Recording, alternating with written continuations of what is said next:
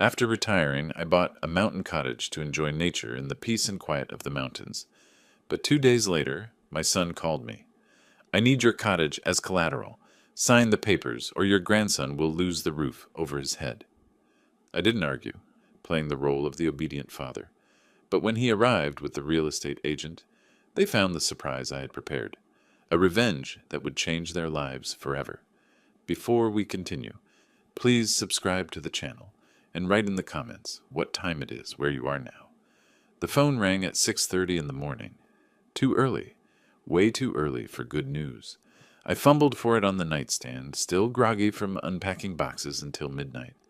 Through the window, dawn was just breaking over the Rockies, painting the peaks in shades of pink and gold that had drawn me here in the first place.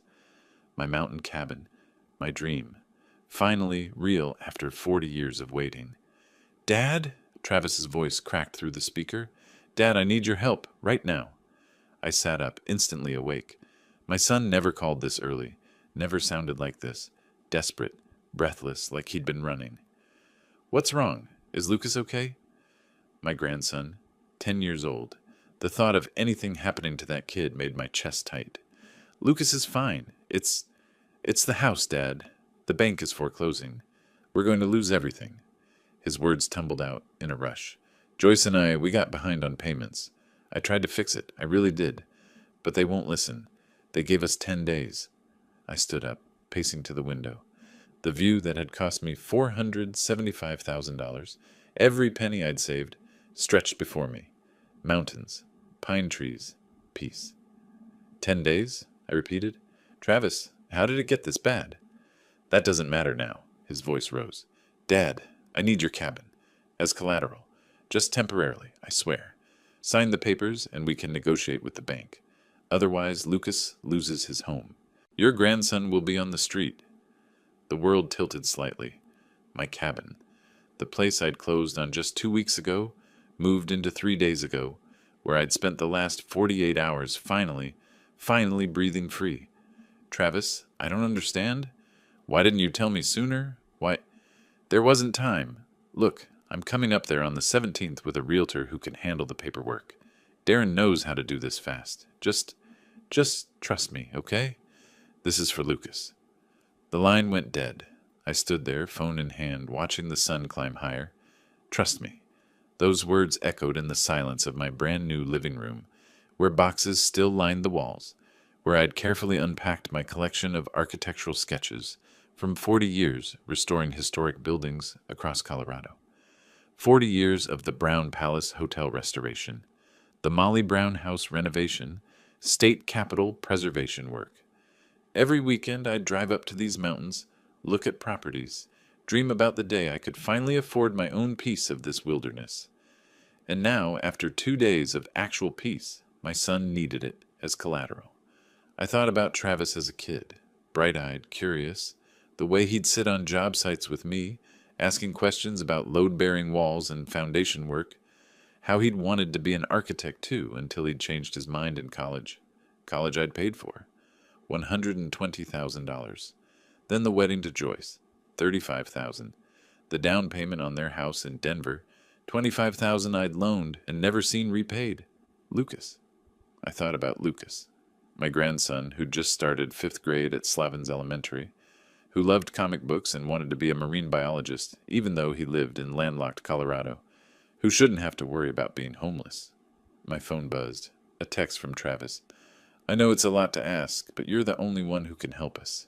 Please, Dad." I looked around my cabin, the one at 847 Wilderness Road, Breckenridge, Colorado, 80424, Summit County, where conservation easements were common and property rights were taken seriously, where I'd specifically chosen this location because of its legal protections. Something nagged at me. Something about the timing, about the desperation in Travis's voice, about Joyce, who I'd maybe heard speak to me directly 3 times at family gatherings, always looking at her phone, always somewhere else to be.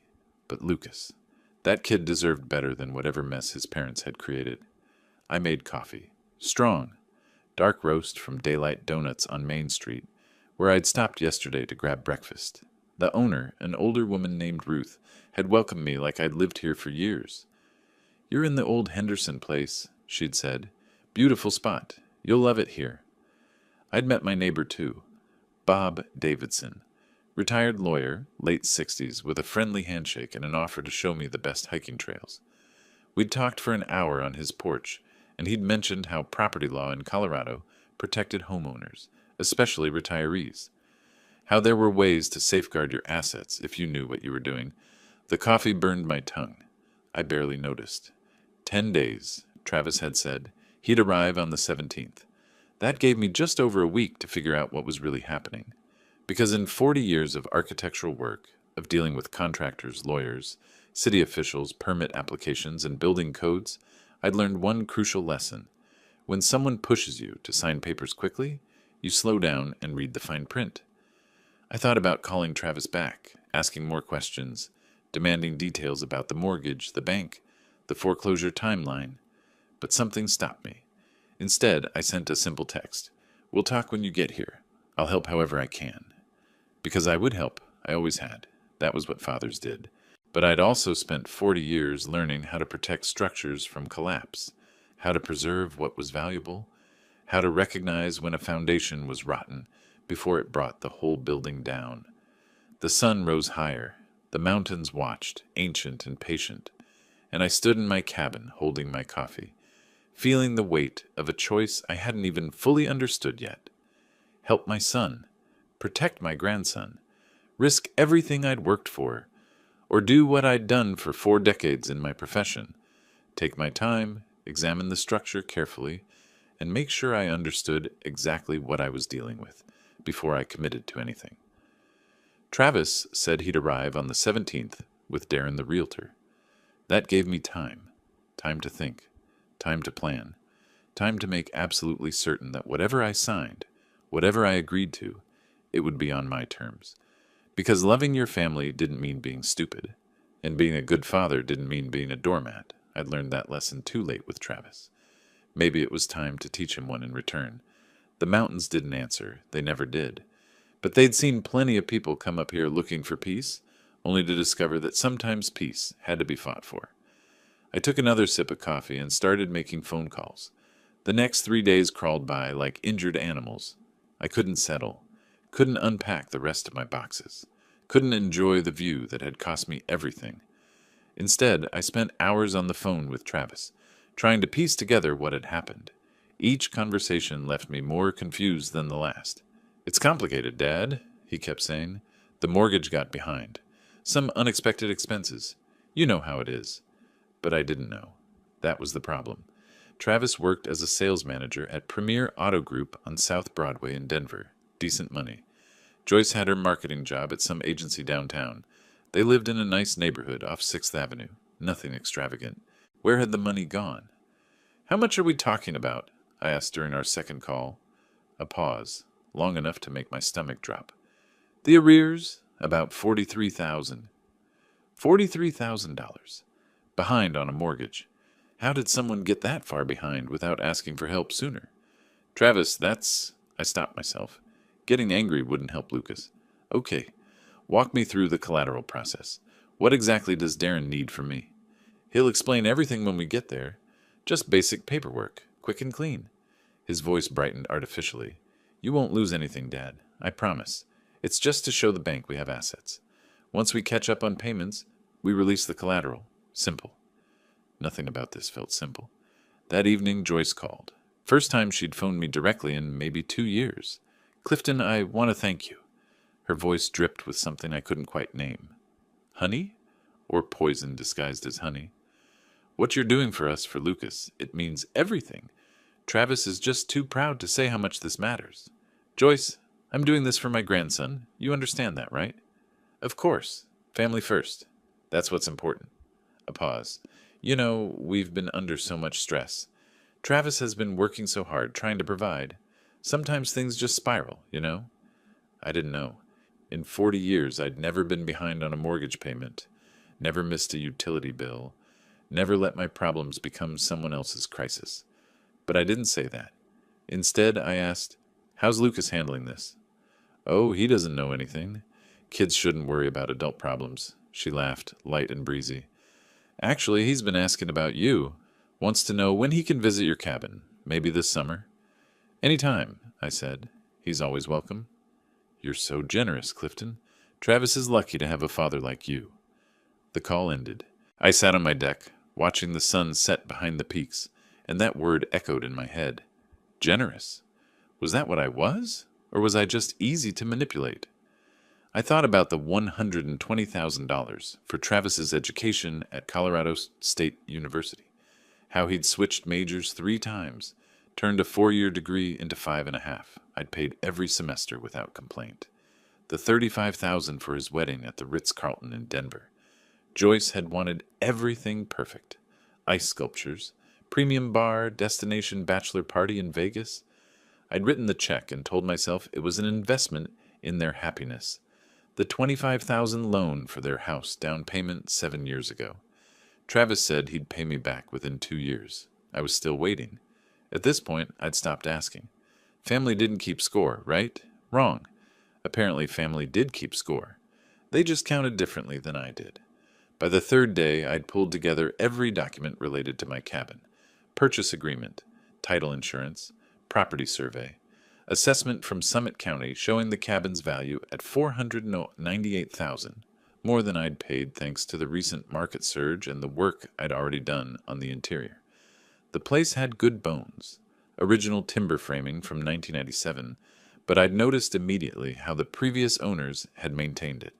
New roof 2 years ago, updated electrical, the kind of property that would appreciate steadily in a market where mountain real estate was liquid gold. Losing this would destroy me financially. At 65, I couldn't start over. This was my retirement, my nest egg, my future. But Lucas, 10 years old, my grandson, the kid who still hugged me without embarrassment, who asked questions about my restoration projects like they were the most fascinating things in the world, who wanted to save dolphins even though he'd never seen an ocean. What kind of grandfather would I be if I let him lose his home? My neighbor Bob stopped by on the 4th day, brought over some elk jerky he'd made himself. You settling in okay? He asked, eyeing the still-packed boxes in my living room. Been distracted, I admitted. Family stuff. His expression shifted. Lawyer instincts, maybe. Everything all right? I found myself explaining. Not everything. I wasn't ready to voice my doubts out loud, but enough. Travis's situation. The collateral. The 10-day deadline. Bob listened carefully, chewing jerky. When I finished, he was quiet for a long moment. You know about life estates? He finally asked. Vaguely. Property law isn't my specialty. Might want to look into them. And conservation easements. Colorado has specific protections for retirees who are vulnerable to financial exploitation, especially from family members. He held my gaze. Not saying that's what's happening here. Just saying it pays to be informed. After he left, I sat with his words. Financial exploitation. From family. The phrase felt like acid. No. Travis wouldn't. He was desperate, not malicious. There was a difference. But Joyce's voice on the phone replayed in my head. That sweetness. That gratitude. Everything about it felt rehearsed. I pulled up my laptop and started researching. Life estates, homestead exemptions, property protections under Colorado law. The more I read, the more I understood what Bob had been suggesting. Ways to protect myself, legal shields, safety nets. But using them meant I didn't trust my own son. Meant I believed he might actually try to take everything from me. The cabin creaked around me as temperature dropped with nightfall. Through the window, stars emerged over the mountains, sharp and cold and infinite. I thought about Lucas's laugh. Travis as a kid, before Joyce, before the wedding, before the money became more important than the relationship. I thought about every sacrifice I'd made, every check I'd written, every time I'd put their needs ahead of my own. And I made my decision. I'd sign the papers. I'd trust my son. I'd help my grandson. But I'd also spend the next few days learning everything I could about property law in Summit County, Colorado. Just in case. Not because I didn't trust Travis, because I'd spent 40 years in architecture learning one fundamental truth. Hope for the best, but always reinforce the foundation, just in case. 2 days later, I needed groceries. The cabin's pantry was still mostly empty, and I'd been living on coffee and Bob's elk jerky. Time to stock up properly. I drove down the mountain into Breckenridge, windows open, pine-scented air rushing through the truck. For the first time since Travis's call, I felt almost normal. Research had eased my mind. Colorado law protected homeowners in surprising ways. Life estates, homestead declarations. Even if worst came to worst, I had options. Trust, but verify. That was my new motto. City Market sat on the south end of Main Street, but I spotted Mountain Java on the way and decided caffeine came before groceries. The caf occupied a converted Victorian house, all exposed brick and reclaimed wood. My kind of place. The architect in me appreciated the restoration work someone had done. Original crown molding, refinished hardwood floors, modern fixtures that didn't clash with the historic elements. Inside, maybe a dozen people scattered at tables. I ordered a large dark roast from a barista with purple hair and multiple piercings. While waiting, I scanned for a seat. Most tables were taken, but a corner booth sat empty, partially hidden by a decorative partition. Old barnwood, nicely weathered. Perfect. I settled in with my coffee and phone, checking email. Behind me, on the other side of the partition, two women talked, loud enough to hear clearly. I wasn't trying to eavesdrop. The partition just didn't do much for sound. Then I heard my name.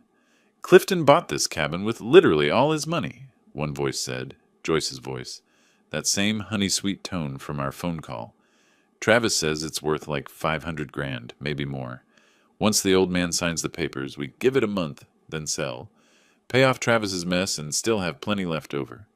My hand froze halfway to my cup. "Wait, I thought this was about foreclosure." Another woman, younger, uncertain. "You said the bank was taking your house." Joyce laughed, actually laughed. "Please, that's the story we told Clifton. Needed something dramatic, you know? Make him feel guilty.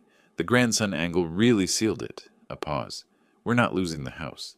We're just drowning in Travis's poker debts. $85,000 because my husband can't stay off online casinos. His salary barely covers minimums anymore." "Joyce, that's..." The friend sounded uncomfortable. "That's really manipulative?" "It's survival, Rachel. Clifton's been sitting on retirement money for years while we're struggling. He owes Travis anyway after making him grow up with barely anything. This cabin? It should have been ours from the start." Something cold crystallized in my chest. Not anger, not yet, just absolute clarity. "What about the collateral story? Won't he figure it out?" "There is no collateral. It's a straight sale. We already have a buyer lined up, some California tech guy who wants a mountain retreat. Travis's realtor friend Darren is handling everything. Soon as Clifton signs the deed over, we're done. Old man will be back in some Denver apartment before he realizes what happened." "That's... Joyce, I don't know about this. Don't be so dramatic." Ice cubes rattled in a glass. Iced latte, probably. Joyce always ordered those. Clifton had his whole life to make money. We're in our prime. We deserve this. I sat perfectly still. Years of site inspections had taught me patience. When you found structural damage, you didn't react immediately. You documented, you analyzed, you planned your response. Behind the partition, Joyce's conversation shifted to vacation plans, somewhere tropical, once the cabin money came through. I stood slowly, left cash on the table, and walked out. They never saw me. I'd parked around the corner anyway. Inside my truck, I gripped the steering wheel. 43,000 in mortgage arrears. That had been the number Travis gave me. But Joyce just said 85,000 in poker debts. The math didn't add up because none of it was real. My son, the kid I'd raised alone after his mother left, the boy I'd worked double shifts to put through college, had looked me in the eye and lied. Not a small lie. Not a desperate exaggeration. A calculated, premeditated scheme to steal everything I owned. And Joyce. That phone call thanking me, praising me, calling me generous. Pure theater. Every word scripted to make me feel noble about surrendering my future. I started the engine but didn't drive. Not yet. My mind worked through the timeline. Travis called 8 days ago. Said he'd arrive on the 17th. That gave them time to find their buyer, arrange the sale, make it look legitimate. Darren the realtor wasn't helping with collateral paperwork. He was facilitating theft. The cabin should have been ours from the start, Joyce's words echoed. Entitlement. Pure, crystallized entitlement. As if I hadn't already given Travis $180,000 over the years. as if 40 years of my labor belonged to them by default. I thought about Lucas, my grandson. They'd used him as bait, knowing I'd do anything to protect that kid, and Lucas probably had no idea. 10 years old, innocent, while his parents plotted to rob his grandfather blind. The anger arrived then, not hot and explosive, cold and precise. The kind of anger that builds foundations and restores structures, the kind that plans. I drove back to the cabin slowly, carefully, obeying every speed limit, thinking. Travis underestimated me. They both did. Thought I was some naive retiree, too trusting and too old to fight back. They'd forgotten, or never known, who I really was. 4 decades in architectural restoration meant I knew every contractor, every lawyer, every building inspector in Colorado's Front Range. I'd worked on historic properties worth tens of millions, had navigated Byzantine zoning laws, preservation societies, and landmark commissions. I knew how to build things, which meant I knew how to protect them. Bob's words from our conversation floated back. Life estates, conservation easements, Colorado's protections for vulnerable retirees. At the time, I'd researched them as insurance. Now they became weapons. Back home, I pulled out my phone, found the number I needed. Stephen Marks, attorney. We'd worked together on the Brown Palace Hotel restoration, navigating deed restrictions and historic preservation requirements. Sharp mind, sharper ethics. If anyone could help me protect my property while teaching my son a lesson, it was Stephen. He answered on the second ring. Clifton Woods. Haven't heard from you in months. How's retirement treating you? Complicated, I said. I need legal help. Family matter. How fast can you draw up a life estate deed? For your mountain property? Day or two if we move quickly? A pause. What's going on? I told him. Everything. The phone call, the fake foreclosure, the overheard conversation at Mountain Java. Stephen listened without interrupting. Lawyer skill, and when I finished, he was quiet for several seconds. They're trying to commit elder financial abuse, he finally said. Colorado takes that seriously. We could pursue criminal charges. No. My voice came out flat. No police. No prosecutors. I want something more elegant. Elegant? I want to protect my property in a way they can't undo or contest, and I want them to understand exactly what they tried to do. I looked out at the mountains, at the cabin I'd dreamed about for 40 years. They think I'm an easy mark. Time to educate them otherwise. Stephen made a sound that might have been approval. Life estate deed is good. I'd also recommend a conservation easement. Limits what can be done with the property. Makes it essentially unsellable for development. And a homestead declaration which protects against creditors. Another pause. When are they arriving? The 17th? 10 days from now? Let's meet tomorrow. Denver, my office. We'll make your cabin bulletproof. After we hung up, I sat on my deck watching the sun track across the sky. Somewhere in Denver, Travis and Joyce were congratulating themselves on their clever plan. Counting money that didn't exist yet. Planning their tropical vacation. They had no idea what was coming. And that was exactly how I wanted it. Stephen's office occupied the 8th floor of a glass tower on 17th Street in downtown Denver. Modern, sleek, the kind of place that charged $400 an hour and earned every penny. I'd driven down the mountain that morning, leaving before sunrise. The meeting was scheduled for 9, and I arrived 20 minutes early, nursing a Starbucks in the lobby while watching lawyers and paralegals stream through the revolving doors. Young professionals in expensive suits, carrying briefcases that probably cost more than my first car. Different world from the construction sites and restoration projects I'd spent my life on. But I knew this world too. Had worked with enough attorneys over 40 years to understand their language, their strategies, their value. Stephen met me in the lobby himself. No assistant, no ceremony. Just a firm handshake and a knowing look. You look tired, he said as we rode the elevator up. Didn't sleep much. True enough. I'd spent most of the night researching Colorado property law, cross-referencing statutes, building a mental framework.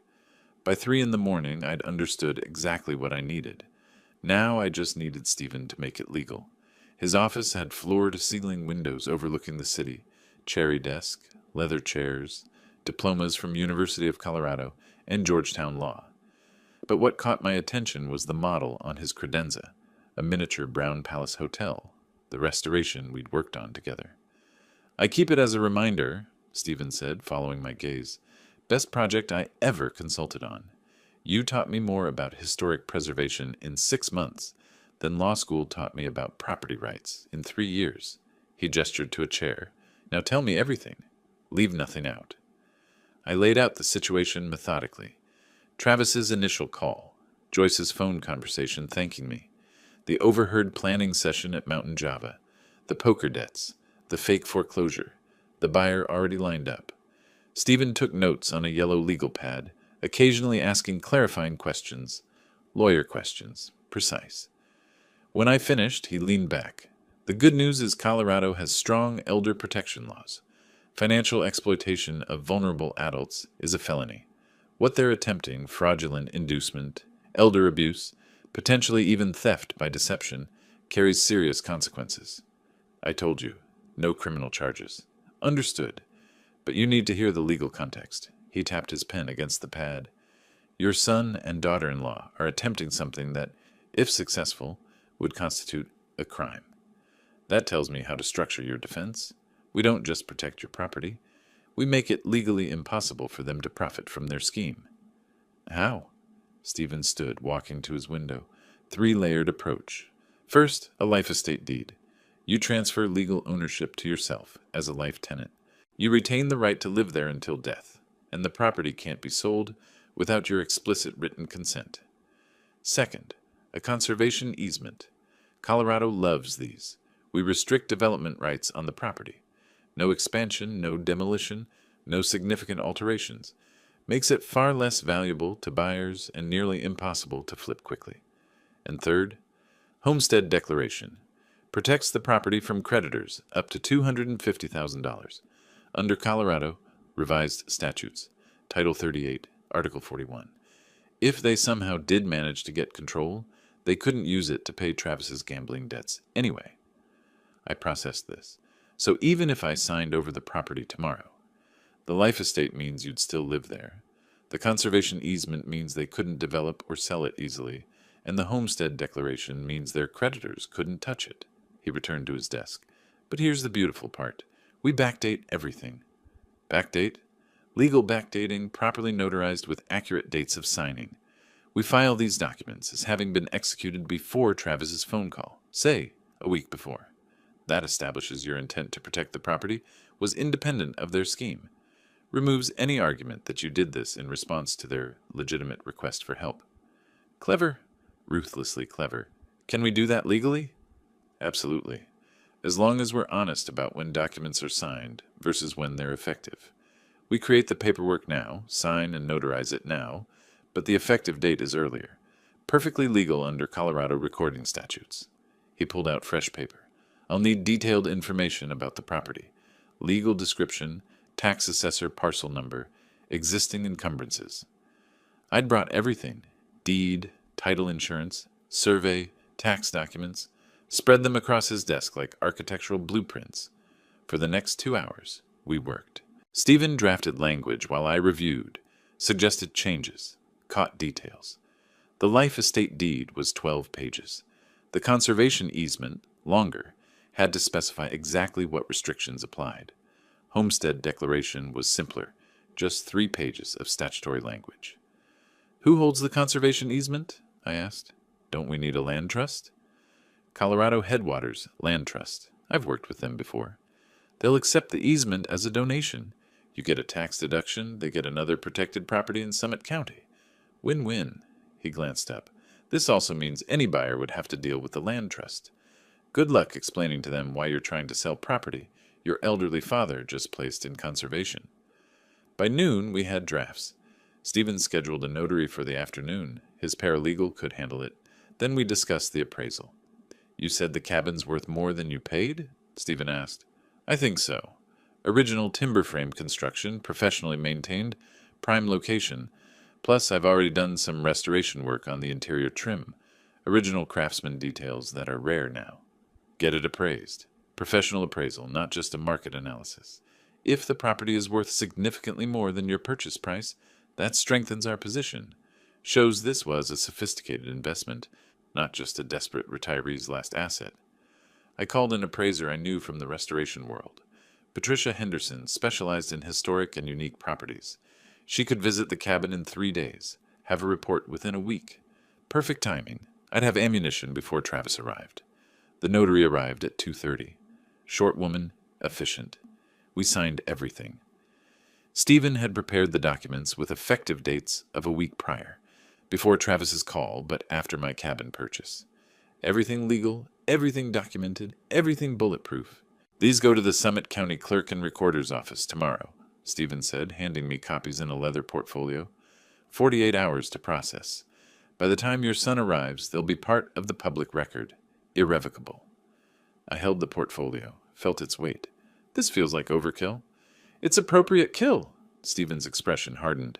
Clifton, your son tried to manipulate you using your grandson as bait.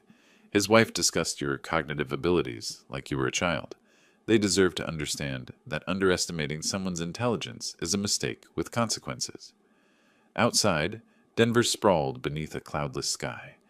I drove back to Breckenridge slowly, portfolio on the passenger seat, stopped at Bob's house on the way to my cabin. He answered the door with reading glasses perched on his nose, holding a paperback. Got a minute?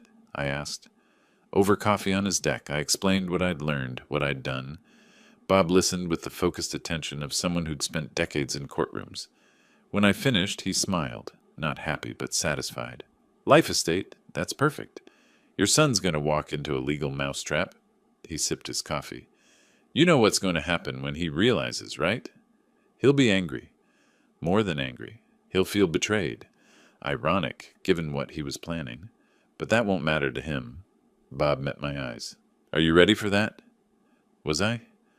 I thought about Travis at 8 years old, helping me sand baseboards on a restoration project. At 15, sullen and distant. At 25, asking for money again. At 38, scheming to rob me. I'm ready, I said. Back at my cabin, I organized everything into a folder. Life estate deed, conservation easement, homestead declaration, copies ready for Travis and Joyce when they arrived. A welcome package, Stephen had jokingly called it. Proof that their clever plan had been dead on arrival. They'd arrive in 6 days. 6 days for me to finalize everything. Get the appraisal. Review my strategy. Prepare for their reaction. 6 days before Travis learned that his old man wasn't quite as stupid as they'd assumed. The days passed in a blur of preparation.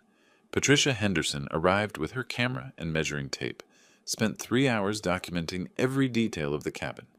Original timber framing, hand-carved corbels, period-appropriate hardware I'd restored myself. Her report came back showing a market value of $520,000, $45,000 more than I'd paid. Stephen had been right. The appraisal added weight to everything. Travis texted twice. Casual check-ins. Still good for the 17th? And really appreciate this, Dad. Each message felt like sandpaper against my skin. I responded simply. See you then. The 17th arrived. I woke early, made coffee, arranged the folder on my dining table. Everything organized. Life estate deed with the Summit County recording stamp. Conservation easement with the Colorado Headwaters Land Trust signature. Homestead declaration, Patricia's appraisal. All of it legally filed, publicly recorded, absolutely binding. They arrived at 2 in the afternoon. 3 vehicles. Travis's Audi first, followed by Joyce's Lexus, then a silver BMW, the Realtor, presumably. I watched from my window as they parked, as Travis emerged wearing khakis and a polo shirt like he was headed to a country club. Joyce stepped out in designer sunglasses, checking her phone. The third person, tall, early 40s, expensive suit, carried a leather briefcase. Travis spotted me on the deck. Waved. Big smile. Dad, thanks for doing this. They climbed the steps. Travis hugged me. Felt wrong, like embracing a stranger wearing my son's face. Joyce kissed my cheek, perfume overwhelming. Such a beautiful place, Clifton. You have excellent taste. The Realtor extended his hand. Darren Kowalski, Summit Realty Group. Pleasure to meet you, Mr. Woods. Travis has told me so much about you. I bet he had. Come inside, I said. Calm, pleasant, channeling 40 years of dealing with difficult contractors and demanding clients. Never show weakness. Never reveal your hand too early. They settled around my dining table. Darren immediately opened his briefcase, pulling out documents. "This should be straightforward," he began, all professional efficiency. "We're establishing a collateral agreement with the property as security. Basic deed of trust, temporary arrangement. Once Travis catches up on his mortgage payments, we file a release. Simple process. Happens all the time." Joyce leaned forward, earnest. "We really can't thank you enough. Lucas has been so worried, though we try to shield him. This gives us breathing room." Travis nodded vigorously. "The bank's been impossible to negotiate with. This buys us time." I let them talk, watched Darren spread papers across the table, noticed how he avoided my eyes while explaining clauses and contingencies, noticed Joyce's foot tapping under the table, nervous energy, anticipation, noticed Travis's forced casualness, the way he kept glancing at his watch. "So if you could just sign here," Darren said, pushing documents toward me, "and here, initial here. We'll get these filed, and you're helping save your son's family." I didn't reach for the pen. Instead, I picked up my folder. "Before we proceed, there's something you should see." The room's energy shifted, subtle, like air pressure dropping before a storm. I opened the folder, removed the first document. "This is a life estate deed, filed with Summit County on," I checked the date, "the 8th, before Travis called me." I slid it across the table. "It transfers ownership to me as a life tenant. Means I retain the right to live here until death. More importantly, the property cannot be sold without my explicit written consent." Darren picked it up. "Read." His expression changed from professional confidence to professional concern in about 5 seconds. "There's more." I pulled out the conservation easement. "This restricts development rights on the property. No expansion, no demolition, no significant structural changes. Filed with the Colorado Headwaters Land Trust. Permanent and irrevocable. Makes the property far less attractive to buyers looking to flip or develop." Joyce's foot stopped tapping. "And this," the Homestead Declaration, "protects the property from creditors up to $250,000 under Colorado Revised Statutes, Title 38, Article 41. Means even if someone did gain control of the property, it couldn't be used to satisfy debts." Travis had gone pale, not dramatically, just a gradual draining of color that would have been funny if it wasn't my own son sitting there realizing his scheme had collapsed. "Finally," I placed Patricia's appraisal on top of everything. "Professional assessment showing this property is worth $520,000, significantly more than my purchase price. Backs up my decision to protect it legally." Silence. Thick enough to cut with the utility knife I'd used yesterday to open moving boxes. Darren cleared his throat. "Mr. Woods, this complicates the collateral arrangement significantly. With these restrictions—" "There is no collateral arrangement," I said, voice level, matter of fact. "Because there's no mortgage foreclosure. Is there, Travis?" My son's mouth opened, closed, opened again. No sound emerged. Joyce tried to recover. "I don't understand what you're implying." "Mountain Java," I said, cutting her off. 10 days ago, around 11:30 in the morning, you were talking to your friend Rachel, discussing how you planned to sell my cabin to pay Travis's $85,000 in poker debts." I turned to Travis. "Funny how that number is almost double the mortgage arrears you told me about." The color that had drained from Travis's face returned as bright red splotches on his cheeks. Joyce's carefully maintained composure cracked like thin ice. "You were spying on us?" she said, voice rising. "I was buying coffee. You were loud." I looked at Darren, who'd gone very still. "And you? How much commission were you expecting from this sale? 15,000? 20? Must be disappointing to realize the property you were planning to flip is legally untouchable." Darren gathered his papers with jerky movements. "I think there's been a misunderstanding. I was simply trying to help. You were facilitating elder financial abuse. That's a felony in Colorado." I let that hang in the air for a moment. "I'm not pressing charges, not against any of you, but I want to be very clear about what almost happened here." Travis found his voice. "Dad, listen." "No." The word came out harder than I'd intended. "You listen. For 40 years, I gave you everything. College, $120,000. Your wedding, $35,000. Down payment on your house, $25,000 you never repaid, and you thanked me by lying to my face, using my grandson as bait, and planning to steal the one thing I'd saved for my retirement. I stood. So here's what's going to happen. You're going to leave. All of you. And you're going to think very carefully about whether your relationship with me is worth repairing. Joyce grabbed her purse. This is insane. Travis, tell him. But Travis wasn't looking at her. He was looking at me.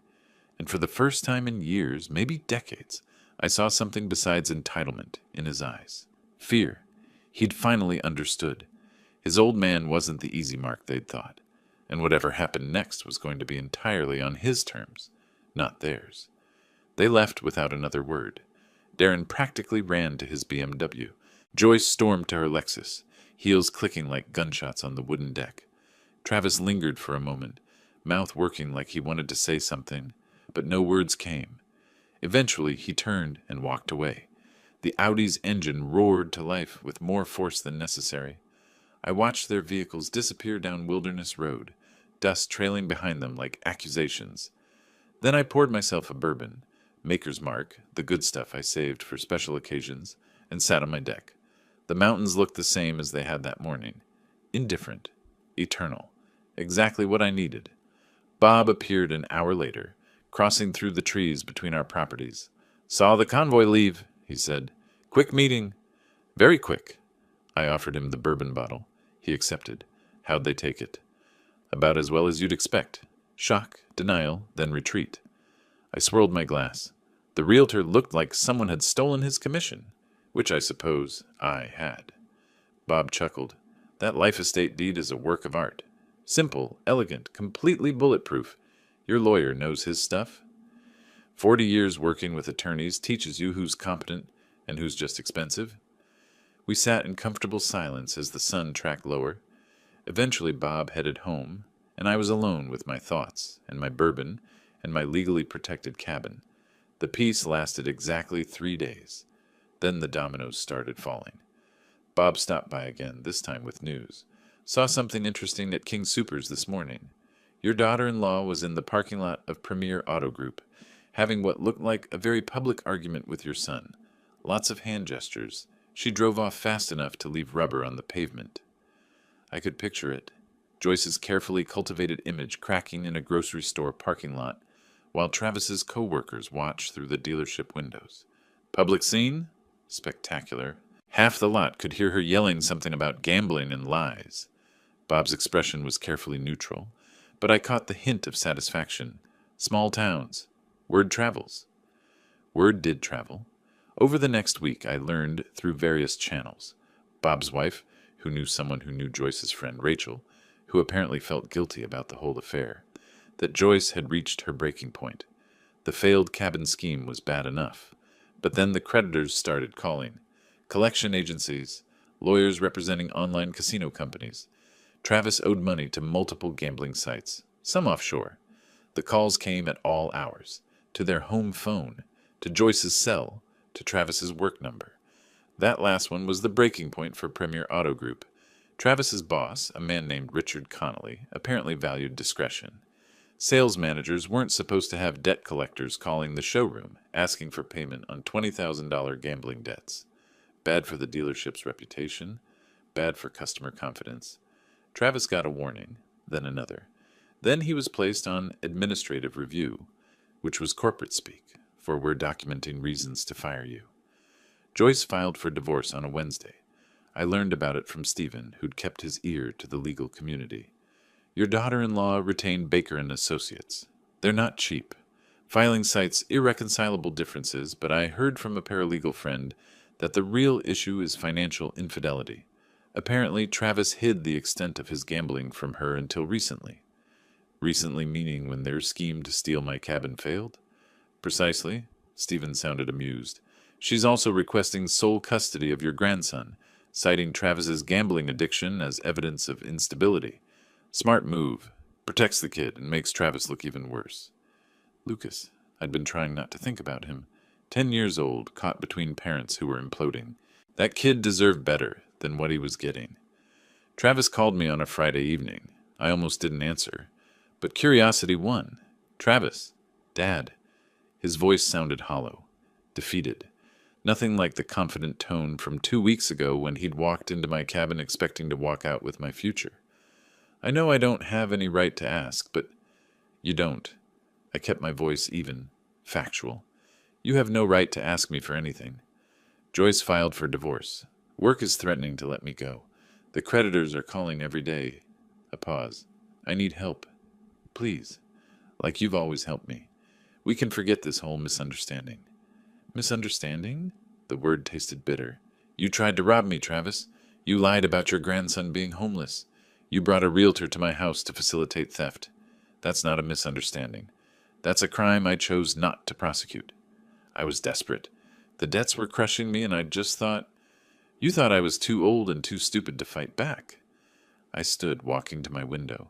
The mountains were turning purple in the fading light. You thought 40 years of architectural restoration meant I didn't understand property law. You underestimated me because it was convenient. Dad, please, I'm your son. And I'm your father, which means the best help I can give you right now is letting you solve your own problems. I softened my tone slightly. Not much, just enough to be human. Travis, you're 38 years old. You have a gambling addiction. You've accumulated $85,000 in debt. None of that is my responsibility to fix. Maybe it's time to grow up. He hung up. Or I did. Hard to remember which. The next week brought more fallout. Joyce, apparently feeling strategic, sent a letter to several family members explaining the situation. Her version cast Travis as the villain, gambling addict, liar, manipulator who'd tried to defraud his elderly father. She positioned herself as a victim who'd been misled and was now bravely protecting Lucas from his father's instability. Smart, actually. Ruthless, but smart. She was controlling the narrative before Travis could, making herself sympathetic while isolating him further. The letter reached me through my cousin in Boulder. She called, concerned. Clifton, is this true? Travis tried to take your cabin? It's complicated, I said, which was diplomatic speak for, yes, but I'd rather not discuss it. News spread through our family network like wildfire in dry timber. By late July, everyone knew. Travis was the pariah.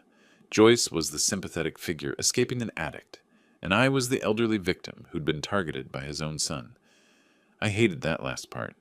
Victim implied weakness. Implied I hadn't seen it coming, hadn't prepared, hadn't won. But family politics weren't worth fighting. Let them think what they wanted. The important thing was that Travis's world was collapsing exactly as it should. Natural consequences, logical outcomes, actions leading to results. I felt no guilt about it, just a strange, cold satisfaction. And in the quiet moments when doubt crept in, I thought about Lucas, about protecting him, about teaching Travis a lesson that might eventually save that kid from having a father who thought manipulation and theft were acceptable paths through life. Sometimes mercy looked like punishment. Sometimes love required letting people fall. The mountains agreed. They'd seen it all before. August arrived with thunderstorms that rolled through the mountains every afternoon. I was refinishing the deck, something to keep my hands busy while Travis's world continued its spectacular collapse, when Stephen called.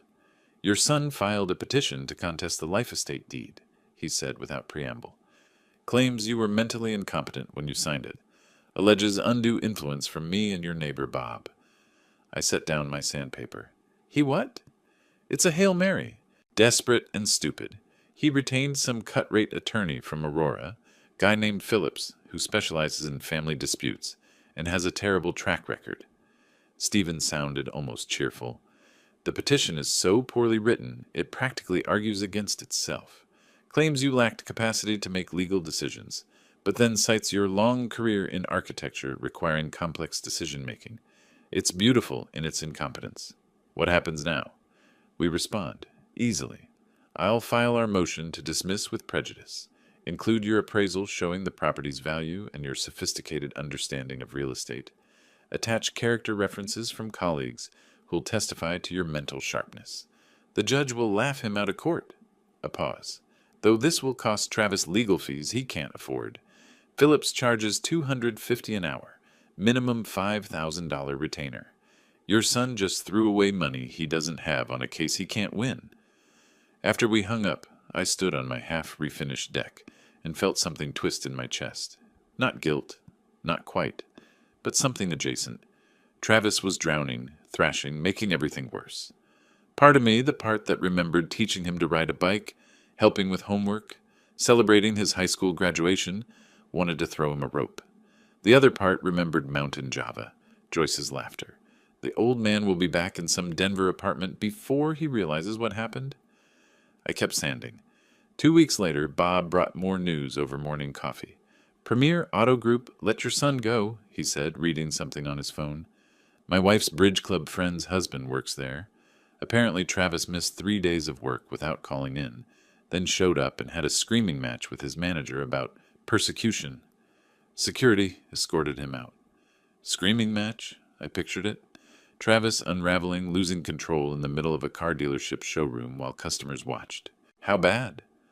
Bad enough that management is considering a restraining order if he comes back, something about threatening to sue everyone involved in his termination. Bob looked up from his phone. He's spiraling, Clifton. Classic pattern. Loses control of one thing, tries to control everything else, makes it all worse. That evening, Travis called again. I debated not answering. Decided I needed to hear this. They fired me. His voice was ragged. After 12 years, they just threw me out like garbage. Because of you. Because of me? You humiliated me. Everyone knows what happened. Joyce told everyone your family is treating me like a criminal, and now I can't even keep my job. He was yelling. You ruined my life because you couldn't help your own son. I waited until he ran out of breath. Then quietly, Travis, I didn't ruin your life. You did. The moment you decided to lie to me, manipulate me, and try to steal my property, everything that's happened since is just consequences. I was desperate. You were entitled. There's a difference. I watched lightning flicker over the mountains. You thought you deserved my cabin, that your problems gave you the right to take what I'd worked for. And when I defended myself, you convinced yourself you were the victim. I'm your son, which is why this hurts so much. My voice cracked slightly. First time I'd let emotion through. Travis, I would have helped you with the gambling debts if you'd asked honestly. Set up a payment plan, gotten you into counseling, worked something out. But you didn't ask. You plotted. There's no coming back from that. Silence on the line. Then almost a whisper. What am I supposed to do? Figure it out, like an adult. I hung up. The legal challenge died quietly in late August. Judge Morrison reviewed the filings, held a 15-minute hearing where Travis's attorney stumbled through arguments, while Stephen calmly presented documentation and dismissed the case with prejudice. Travis was also ordered to pay court costs, $3,000 he didn't have. Stephen called it the most predictable outcome in legal history. I called it justice. But the collateral damage kept spreading. Joyce's divorce proceedings accelerated. She'd found text messages on Travis's phone. Apparently, he'd been communicating with online gambling sites through encrypted messaging apps, hiding the extent of his addiction even from her. Her attorney used this in custody arguments. Travis got supervised visitation with Lucas, 2 hours every other weekend, with a court-appointed monitor present. I learned this from Lucas himself. The kid called me one evening, voice small and confused. Grandpa? Mom says I can't stay with Dad alone anymore. She says he's not safe, but he's still my dad, right? My throat tightened. Lucas, buddy, your dad loves you very much. He's just going through some hard times right now. The court is being careful, that's all. Did you and Dad have a fight? How did you explain betrayal to a 10-year-old? We had a disagreement, adult stuff. But it doesn't change how much I love you, okay? You can come visit me anytime. How about next weekend? We can go hiking. See some elk. Really? His voice brightened. Mom says you have a really cool cabin now. The coolest. I'll pick you up Saturday. After we hung up, I sat with the weight of it. Lucas was the innocent casualty here. None of this was his fault, but he was paying the price anyway. Children always did when parents self-destructed. That weekend, Lucas came up to the cabin. Joyce drove him, stayed just long enough to verify I was who I said I was, as if she hadn't known me for 15 years, then left without a word.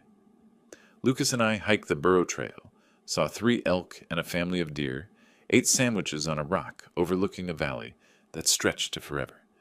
Dad's really sad. Lucas said between bites of his turkey sandwich. He cries sometimes. Mom won't talk to him except through lawyers. I didn't know what to say to that, so I just nodded. Are you mad at him? Disappointed, I said carefully. Your dad made some bad choices, but I still love him. That doesn't go away. Lucas seemed to accept this. We finished our hike, spent the evening playing card games on my deck, and he fell asleep watching the stars through my living room window. Joyce picked him up the next morning, still silent, still cold, but she hugged Lucas tight when he ran to her, and I saw something genuine in her face for the first time since this whole mess started. She loved her son. Maybe that was something worth remembering, but it didn't change what they'd tried to do. September approached. Travis had found part-time work at a budget rental car desk at Denver International Airport. Massive pay cut, humiliating for someone who'd been a sales manager. But it was work, and the creditors were satisfied with small payments for now. The divorce would be final in November. Travis would keep their house. Joyce didn't want it anymore, but he'd have to refinance the mortgage in his name only. Assuming any bank would lend to someone with his credit situation, his life was in pieces, self-inflicted pieces, and I was the one who'd refused to stop the collapse. Sometimes at night, I wondered if I'd been too harsh.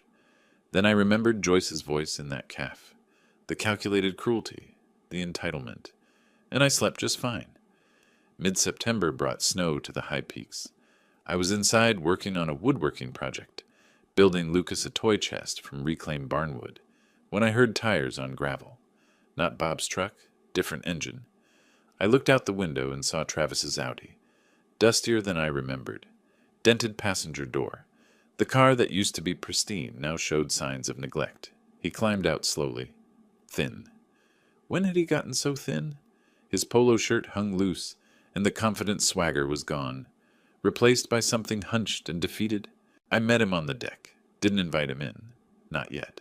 Dad! His voice cracked on the word. Can we talk? Please, just 5 minutes. Against my better judgment, I nodded toward the chairs. We sat. Silence stretched between us like a chasm. I lost everything, he finally said. Joyce is taking the house in the divorce settlement. Her lawyer found some clause I didn't understand. The gambling debts are killing me, even with the payment plans. I'm working at an airport rental desk, making $15 an hour. He looked at his hands. I know I don't deserve your help. I know what I'd tried to do was unforgivable. But, Dad, I'm drowning, and I don't know how to fix it. No manipulation this time. No calculated pleading, just raw desperation. The armor had finally cracked. I let the silence sit. Watched an eagle circle overhead, hunting. Finally, Travis, do you know what I did for 40 years? He blinked at the question. You were an architect. Restoration work. That's the title. But do you know what I actually accomplished? I stood, walked inside, retrieved a box from my office, sat back down and opened it. Inside, photographs, certificates, articles, my career in physical form. This is the Brown Palace Hotel. I handed him a photo. Historic building, grand lobby, restored to 19th century glory. I led the restoration team in 2012. $15 million project. We won the National Register of Historic Places recognition for excellence in preservation. Another photo. The Molly Brown House. I personally rebuilt the third-floor balustrade using period-appropriate techniques. Took me 8 months to get it right. Travis studied the images like he'd never seen them before. Maybe he hadn't. I'd never forced him to look. State Capitol Dome Restoration 2016. The gold leaf work, I consulted on the metallurgy and application process. Met with the governor 3 times. I pulled out a framed certificate. Colorado Preservation Award 2018. Highest honor in the state for historic architecture. Awarded at a ceremony with 200 professionals, business leaders, judges, politicians. I handed him the certificate. Watched his eyes scan the ornate calligraphy, the official seals, the signatures. I don't understand, he said. Why didn't you ever tell me? I did, multiple times. You never asked follow-up questions. I pulled out more photos. That's the lieutenant governor cutting the ribbon at the Capitol project. That's me with the director of the Colorado Historical Society. That's me speaking at the Denver Architecture Conference in 2019. I leaned back. Travis, I know every major contractor in the Front Range, every building inspector, Every zoning attorney. I've worked with judges who specialize in property law. When you walked into my cabin with that realtor, planning to steal my property, you weren't dealing with a confused retiree. You were dealing with someone who'd spent 4 decades navigating the most complex property transactions in Colorado. His face had gone pale. Again, I was getting used to that look. But you never... He struggled for words. You always seemed so... normal. Regular job, regular house. You drove a 10-year-old truck.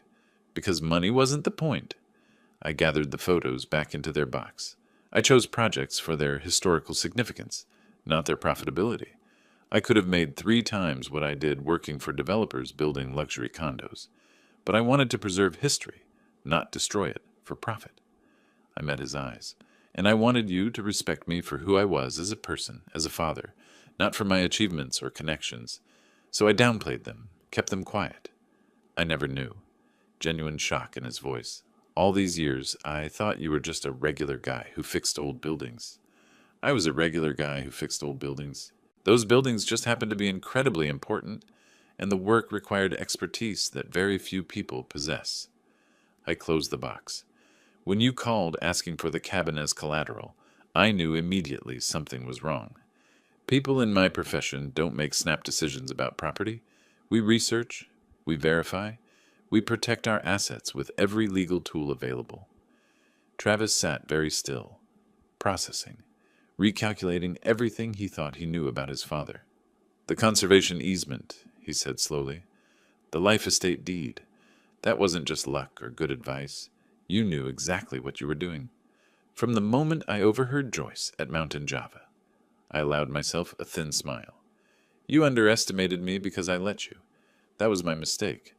I taught you that competence was something to hide instead of celebrate. Made myself smaller so you wouldn't feel intimidated. I'm so sorry, his voice broke. Not just for the cabin, for never seeing you, for treating you like an ATM, for bringing Joyce into your home to lie to your face. Tears now, running down his cheeks. 38 years old and crying like a child. I was so arrogant, so entitled. I thought I deserved everything you had because I was your son. I never earned any of it. I wanted to be cold, wanted to keep the walls up, but something in his collapse felt genuine. Real remorse, not strategic tears. What do you want from me, Travis? Nothing. He wiped his eyes. I don't deserve anything. I just wanted you to know I finally understand what I did. Who you are. What I threw away. He stood. Thank you for showing me these. I should go. Sit down, command in my voice. He sat. I said I wouldn't give you money. I meant it. But I can give you something else. What? A path forward, on my terms. I leaned forward. First, you get help. Real help. Gamblers Anonymous, therapy, weekly, documented. Second, you start making things right. Small payments to your creditors. $500 a month to me for that $25,000 loan. Formal payment plan, legally binding. Third, you rebuild your relationship with Lucas, not because the court requires it, but because he deserves better than what you've shown him. Travis nodded, desperate agreement. And fourth, I held his gaze. You acknowledge what you tried to do. Publicly. To the family. Own it completely. No excuses, no justifications. Just the truth. I will. I'll do all of it. He meant it. I could hear it.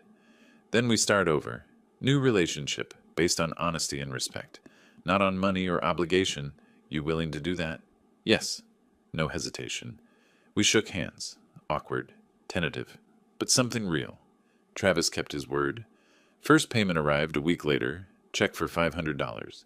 Memo line reading, payment 1 of 50, loan repayment.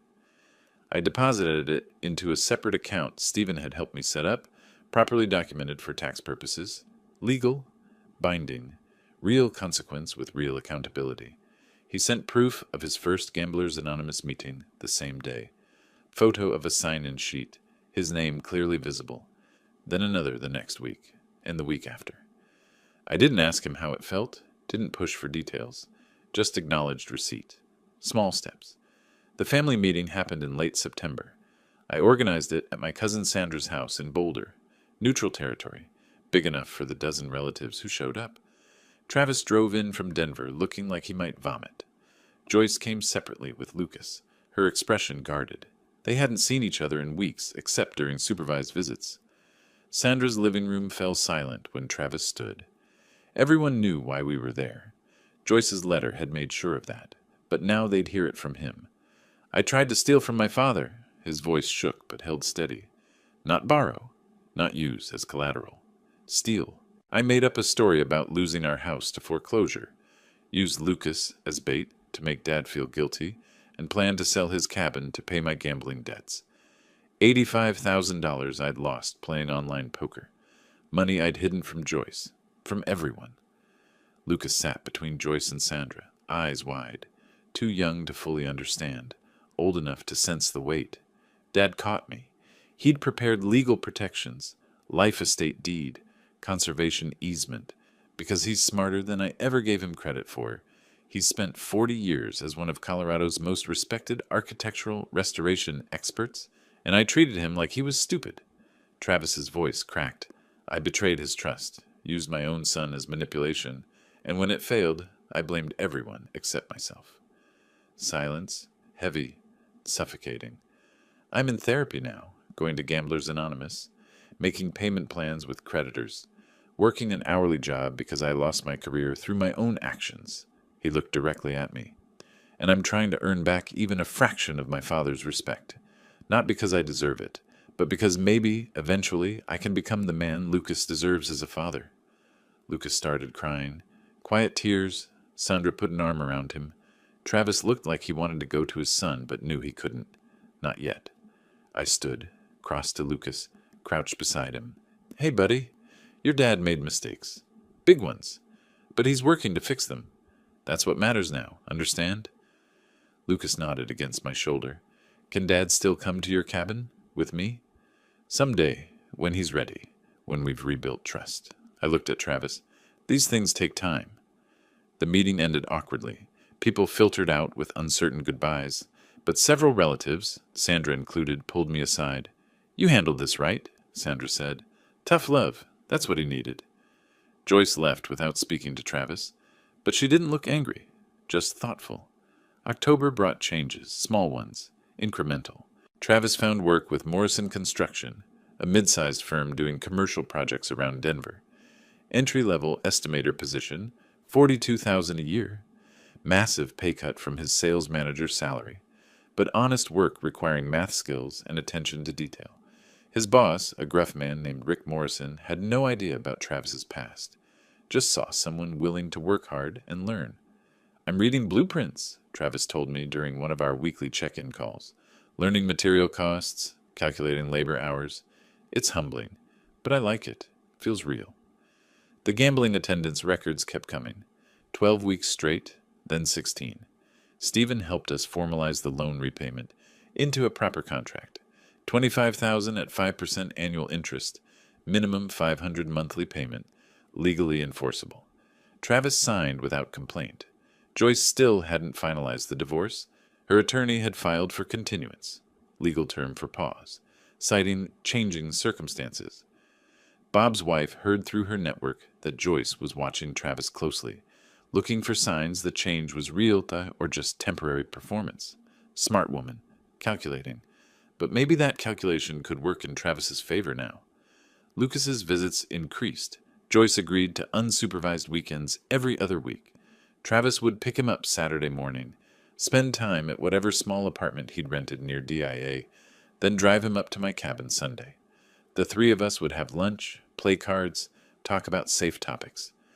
Lucas slowly relaxed, around his father again. One Sunday in mid-October, after Lucas had gone inside to watch TV, Travis and I sat on the deck with coffee. Joyce called me yesterday, he said. Actually called, not through lawyers. Asked how work was going, whether I was still attending meetings. We talked for almost an hour. That's progress. She's not taking me back, not yet. Maybe not ever. But she said, he paused. She said Lucas needs his father in his life, and if I can prove I'm stable, really stable, she'll consider joint custody. Real custody, not just supervised visits. What did you say? That I'd prove it, however long it takes. He stared at his coffee. I miss her. Not the version of her that I thought I married. Some fantasy who'd bankroll my lifestyle. The actual her. The woman who's fierce and protective, and refuses to accept anything less than what she deserves. She deserves better than what I was. Wisdom. Actual wisdom. From my son. Who knew? Keep doing the work, I said. The rest will follow, or it won't. But at least you'll be someone Lucas can respect. Because of you. He met my eyes. If you'd just given me money like always, I'd have gambled it away and learned nothing. You forced me to hit bottom, to really look at myself. I hated you for it. Now I'm grateful. We sat in comfortable silence, watching aspens turn gold on the mountainside. Bob waved from his deck. Travis waved back. Normal. Almost peaceful. The community gossip that had burned so hot in July and August had cooled to embers. People moved on to newer scandals. Travis's story became old news, and in its place, a quieter narrative emerged. Man hits rock bottom, gets help, rebuilds slowly. Not dramatic enough for sustained attention, which was exactly what Travis needed. Space to heal without cameras watching every stumble. By late October, I had records showing consistent therapy attendance, 19 consecutive gamblers, anonymous meetings, 3 months of debt payments, steady employment, improving relationship with Lucas. Proof of genuine change, not just promises. Stephen reviewed everything with professional approval. Your son is actually doing it, following through. That's rarer than you'd think in these situations. Think he'll make it? Better odds than most. Stephen closed the file. You gave him structure without rescuing him. Made consequences real, but offered a path forward. Textbook intervention, except most people can't maintain that boundary with family. I thought about Joyce's laugh in Mountain Java, about the fear in Travis's eyes when his scheme collapsed, about Lucas crying at the family meeting, about second chances earned through sweat and humiliation and genuine remorse. He's my son, I said simply. I love him enough to let him fail, and enough to help him stand back up when he's ready to do it himself. Outside my window, early snow dusted the peaks. Winter approaching, season of rest and preparation. And maybe, just maybe, the season when broken things could begin to heal. The invitation surprised me. Travis called in late September. Dad, Joyce and I were wondering, could we come up to the cabin, together, with Lucas? We want to talk to you, properly. Joyce agreed to this? It was her idea, actually. He sounded nervous, hopeful. She's been watching me follow through on everything. The meetings, the payments, the job. She said we both owe you something. More than an apology. An acknowledgement. I picked a Saturday. September the 28th. Gave them the afternoon. Made chili, my specialty. The one thing Travis had always liked about my cooking when he was growing up. Set the table for 4. They arrived together. Same car. That detail mattered. Joyce driving, Travis in the passenger seat, Lucas in back with a backpack full of books and games. They climbed out slowly, uncertain, like visitors approaching a shrine they weren't sure they had permission to enter. Lucas ran ahead, hugged me. Grandpa, Mom says we're having family dinner, like a real family. Just like that, buddy. I ruffled his hair. Go put your stuff inside. Adults need to talk first. He disappeared into the cabin. Travis and Joyce stood on my deck, and for the first time since this whole disaster began, I really looked at them. Travis, thinner but healthier somehow, clear-eyed. Joyce, less polished than before. No designer sunglasses, minimal makeup, real. Come in, I said. We sat at my dining table, the same table where I'd exposed their scheme 4 months ago. Joyce noticed. I saw recognition flicker across her face. Travis pulled an envelope from his jacket. Payment number 5. He slid it across. $500, on time, every month. I'll keep doing it until the debt is paid in full, with interest. I took it, set it aside. That's not why you're here. No. Joyce spoke for the first time. Her voice had lost its honey coating. Just truth now, raw and difficult. Clifton, I need to say this. What I did, what we did, was unforgivable. I sat in a coffee shop and laughed about stealing from you. Called you the old man like you were a mark, not a person. Not Travis's father who'd sacrificed everything for him. Travis picked up the thread. I lied to your face. Used Lucas as manipulation. Brought a realtor into your home to help me commit theft. And when you defended yourself, brilliantly, completely, I blamed you. Called you selfish. Said you ruined my life. His voice shook. But you didn't ruin my life. You saved it. Forced me to see what I'd become.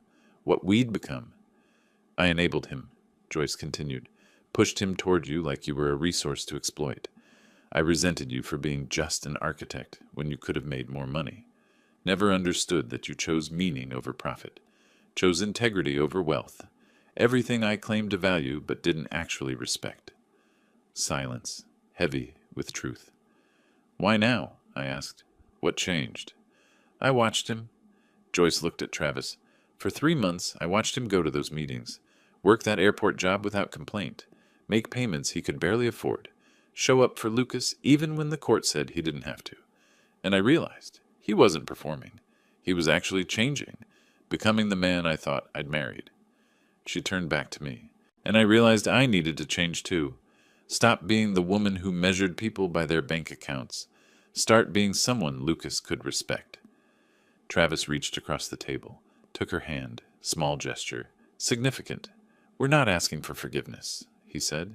We don't deserve it. We're asking for a chance to prove we understand what we did, to show you, over time, that we've learned, that we're different people than we were in June. I looked at them. These two people who'd plotted against me, who'd calculated my worth in property values and commission percentages, who'd underestimated me so completely they'd walked into a legal trap that destroyed their lives, and I saw genuine remorse, earned through consequences, through public humiliation and financial ruin and loss of everything they'd taken for granted. You're right, I said. What you did was unforgivable by any normal standard. You tried to steal my retirement, my dream, the cabin I'd worked 40 years to afford. I let that sit. But here's what you don't know. I could have pressed charges. Elder financial abuse is a felony in Colorado. Stephen told me you were looking at 2 to 6 years in prison. I chose not to pursue that. Know why? They shook their heads. Because punishment without opportunity for growth is just cruelty.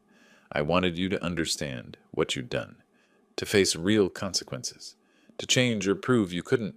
And Travis, I looked at my son. You changed.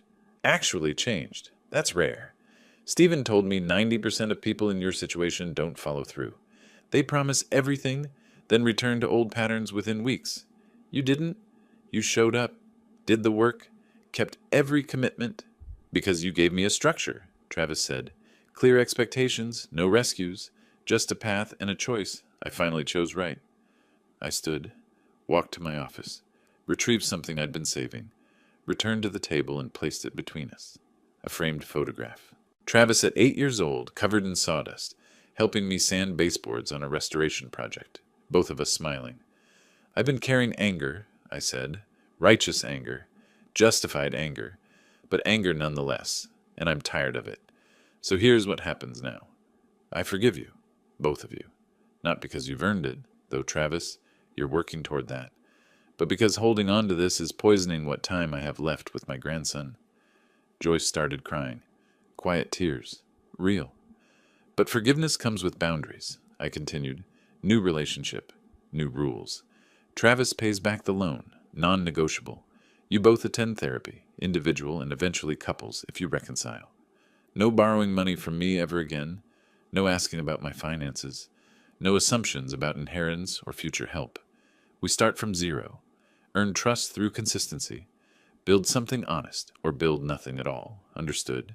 Yes? They said it together. Lucas burst in from the living room. Is dinner ready? I'm starving. The tension broke. We laughed. Actual laughter. I served the chili. We ate on the deck, watching the sun track across the sky, turning aspens to liquid gold. Lucas chattered about school, about his marine biology dreams, about the elk he'd seen last visit, normal conversation, family dinner. After we ate, Travis helped me clear plates. Joyce took Lucas for a walk to see Bob's horses next door. Alone in the kitchen, my son turned to me. Thank you, he said, for not giving up on me, for caring enough to let me fall, for showing me who you really are. You're welcome. Now don't make me regret it. He smiled. Wouldn't dream of it. Through the window, I watched Joyce and Lucas walking hand in hand down the gravel road, watched Bob wave from his porch, watched the mountains stand eternal and patient. My cabin, legally protected, completely secure, absolutely mine, surrounded me with peace I'd earned twice over. Once through 40 years of work, once through 4 months of standing firm. Travis had lost his career, his marriage temporarily, his reputation, and $85,000 in gambling debts he'd spent years repaying. Joyce had lost her image of easy wealth and faced her own complicity. Both had been humbled completely, but they were here, together, trying, and I was here in my cabin at 847 Wilderness Road, Breckenridge, Colorado, master of my own future, teacher of hard lessons, father to a son who finally saw him clearly, justice served, lessons learned, life continuing.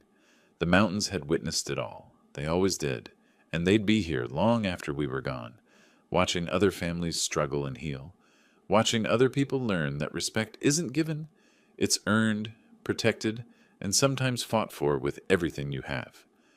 I joined my family outside. The four of us stood on my deck as sunset painted the peaks in shades of fire and gold. Not the family we'd been. Something harder won. Something real. And for the first time in 40 years, I felt completely at peace.